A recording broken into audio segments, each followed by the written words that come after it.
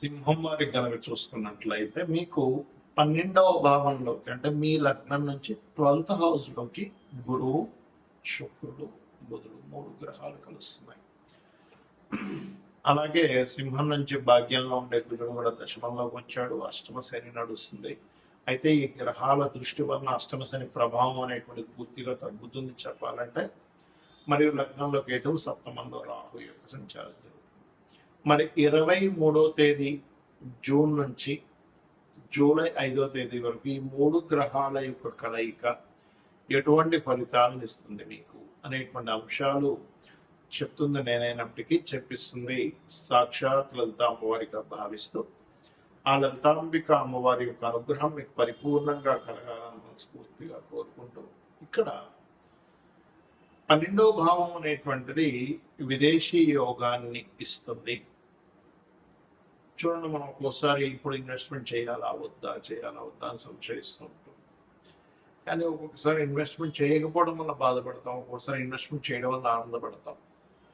ఆ రకంగా 23వ తేదీ నుంచి 5వ తేదీ వరకు జూలై 5వ తేదీ వరకు, జూన్ 23 నుంచి జూలై 5వ తేదీ వరకు మీకు 12వ భావంలో 3 గ్రహాలు, శుభగ్రహాల యొక్క సంబంధం ఇన్వెస్ట్మెంట్స్ చేయడానికి చాలా చక్కటి ఫలితాలను ఇస్తుంది. అక్కడ గుర్తుపెట్టుకోండి. సింహ లగ్నం వారికి ప్రధానంగా.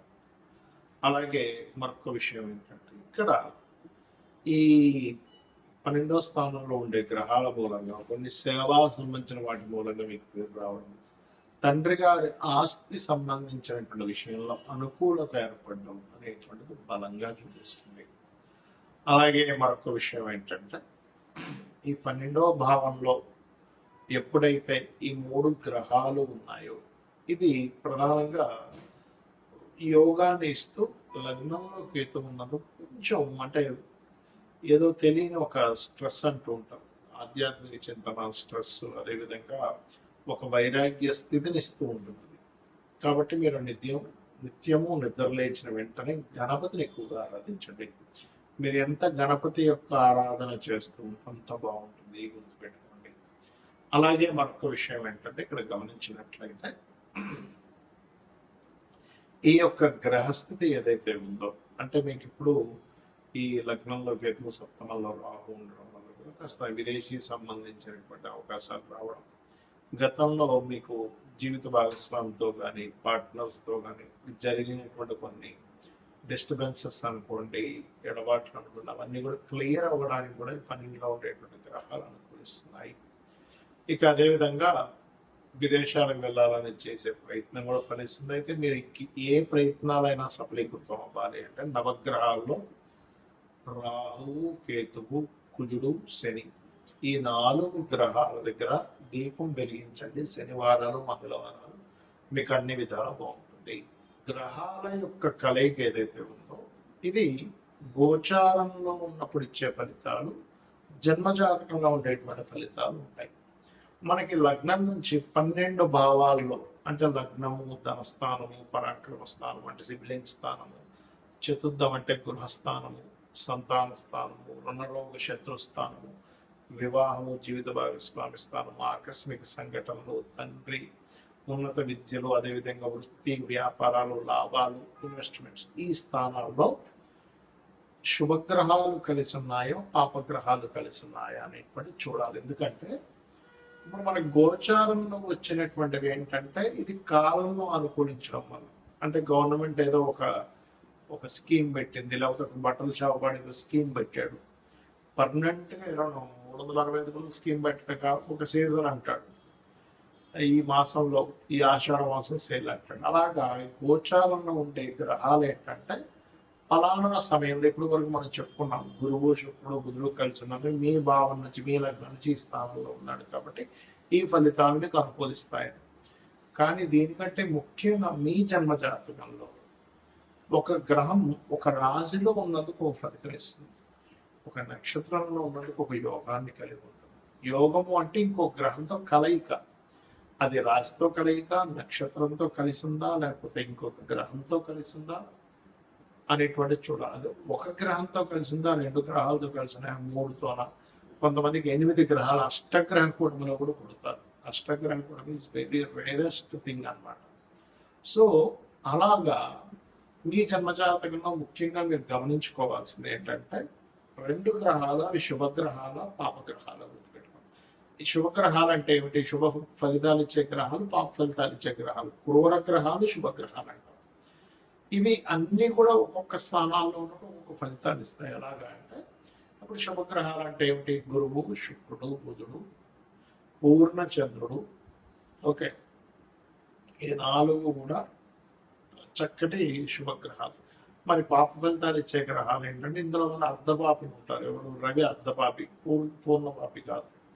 అదేవిధంగా క్షీణచంద్రుడు పాపి అవుతాడు, పూర్ణచంద్రుడు శుభుడు అవుతాడు. అలాగే పాడైపోయినటువంటి గ్రహం ఏదైనా పాపి అవుతుంది. అంటే ఏంటి? నీచంలో ఉంది, పాపగ్రహాల మధ్య ఉంది, అది శుభగ్రహం కూడా పాప ఫలితాలు ఇస్తుంది. అయితే అందులో ప్రధానంగా మనం తీసుకోవాల్సింది రాహువు, కేతువు, శని, కుజ.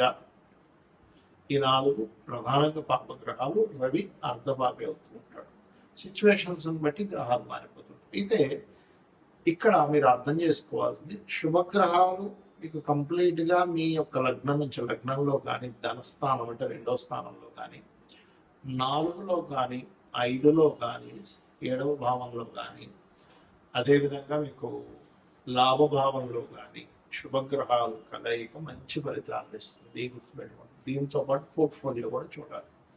మరి క్రూర గ్రహాలు ఏమిటంటే ఇవి కూడా మంచి ఫలితాలు ఇస్తాయి. ఎక్కడ ఇస్తాయని చెప్తాను. 3వ భావంలో అంటే పరాక్రమం. మీకు ధైర్యంగా ఒక పని చేయాలంటే క్రూర గ్రహాలు కలిగి ఉండాలి. అంటే ఏమిటంటే రవి కుజులు కావచ్చు, శని కుజులు కావచ్చు, అదేవిధంగా మనకి కుజుడు రాహు కావచ్చు, కుజుడు రవి కావచ్చు.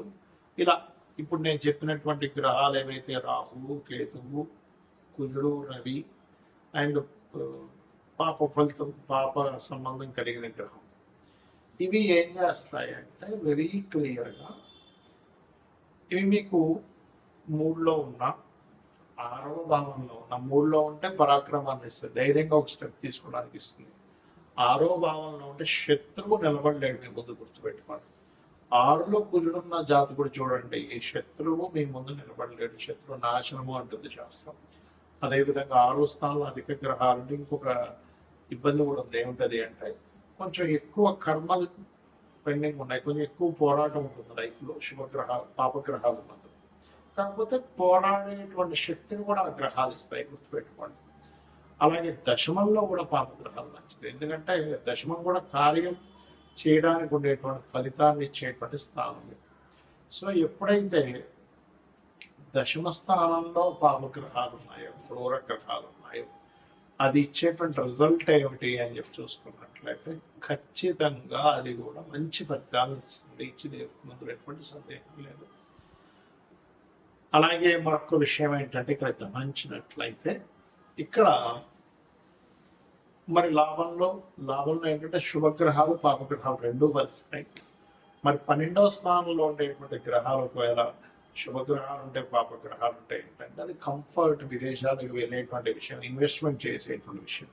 అంటే 12వ స్థానంలో ఉండేటువంటి గ్రహాలు ఒక్కోసారి శుభగ్రహంతో, శుక్రుడితో చేసిన పాపగ్రహాలు అనుకోండి, అలవాట్లు కొంచెం వ్యసనాలు అలవాట్లు ఎక్కువ అవుతుంటాయి. అంటే వ్యసనాలని, ఇన్వెస్ట్మెంట్స్ని, అదేవిధంగా మీరు విదేశాలకు వెళ్ళేటువంటి అంశాలను 12వ భావం చెప్తుంది. కాబట్టి ఆ యొక్క విషయాన్ని జాగ్రత్తగా ఉంటాయి.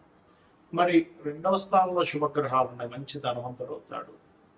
కలయిక ఎక్కువ గ్రహాలు, శుభగ్రహాలు కలయిక, పాపగ్రహాలు కలయిక ఉందనుకోండి, కుటుంబ సభ్యులతో ఎప్పుడు ఏదో ఒక పేచి, కుటుంబ సభ్యులు ఇతనికి సపోర్ట్ చేయకపోవడం, లేకపోతే ఇతను కుటుంబ సభ్యులతో కలవలేకపోవడం అనేటువంటిది జరుగుతూ ఉంటుంది.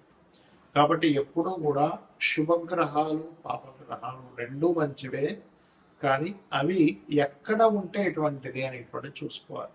ఎలా అంటే ఇప్పుడు చిన్న ఎగ్జాంపుల్ చెప్తానండి. మాకు మెడ ఉంది, మెడ దగ్గర మూవింగ్ అయ్యేటువంటి మజిల్ ఉండాలి. అంతేగాని స్టిఫ్గా ఈ చేతి దగ్గర ఉన్నట్టుగా స్టిఫ్గా ఉండేదంటే ఇక్కడ పనికిరాదు. ఎందుకంటే చూడలేము, తిరగలేము, మాట్లాడలేము, అటు ఇటు తిప్పలేము.